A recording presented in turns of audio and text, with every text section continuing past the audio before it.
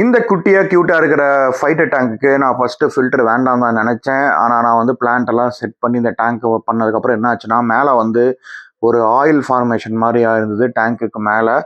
So அது நம்ம என்ன பண்ணணும், அதை அவாய்ட் பண்ணணும்னு பார்க்குறப்போ ஒரு ஃபில்டர் வந்து வித் ஸ்கிம்மரோட போடணும் அப்படின்ற மாதிரி நான் நோட் பண்ணேன்.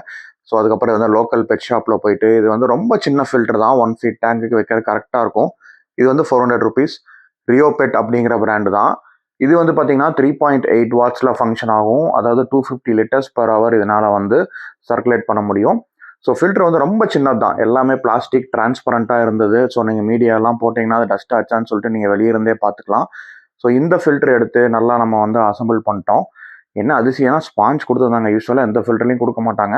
ஸோ இது வந்து ஒரு ஹேங் ஆன் மாடல். ஸோ இதெல்லாம் ஃபிட் பண்ணதுக்கப்புறம் இந்த ஸ்கிம்மர் வந்து இப்படி தான் இருக்கும். இந்த ஸ்கிம்மரில் தான் வந்து அந்த டாப் லேயரை மட்டும் அது வந்து சக் பண்ணி உள்ளே இருக்கும் ஃபில்டர் பண்ணுறதுக்கு. ஸோ இந்த ஸ்பாஞ்ச் மட்டும் பத்தாது. ஸோ நாங்கள் என்ன பண்ணோம்னா மீடியா வந்து ஆட் பண்ணோம்.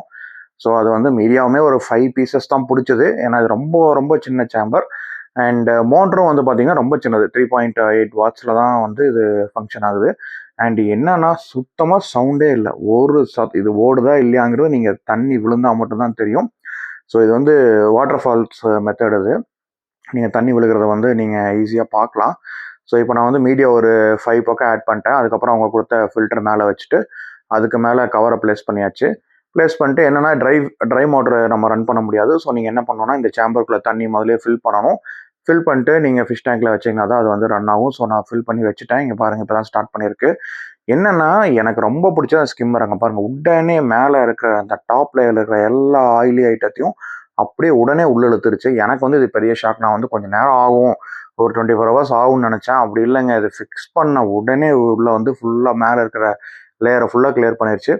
ஸோ வித்தின் ஒரு 15 to 20 minutesல வந்து பார்த்தீங்கன்னா டாப் லேயர் வந்து உங்களுக்கு அப்படியே அந்த ஆயில் ஐட்டம் ஃபுல்லாக உள்ள ஃபில்டருக்குள்ளே போயிடுச்சு. தண்ணி நீட்டாக இருந்தது. ஸோ இது வந்து பார்த்தீங்கன்னா வேஸ்ட்டு ஃபுட்டையும் உள்ளே இழுத்துருது. ஸோ இது வந்து நான் ஆக்சுவலாக 1 week யூஸ் பண்ணி பார்த்துட்டேன். ஸோ இந்த வீடியோ வந்து 1 week யூஸ் பண்ணி பார்த்ததுக்கப்புறம் தான் நான் கொடுக்குறேனே. ஆக்சுவலாக செம்ம கிளியராக இருக்குது வாட்டர். உள்ளேயும் நல்லா இருந்துச்சு. ஆக்சுவலாக உள்ளேயும் ஃபில்டர் இது வந்து ஃபிட் பண்ண உடனே அங்கே பாருங்கள் டஸ்ட்டு உறிஞ்சிட்டு இருக்கும். ஸோ இதுதாங்க டிரான்ஸ்பரண்டான சேம்பர். நீங்கள் பார்த்துக்கலாம் எந்த அளவுக்கு மீடியாலாம் அழுக்காக இருக்குன்னு சொல்லிட்டு.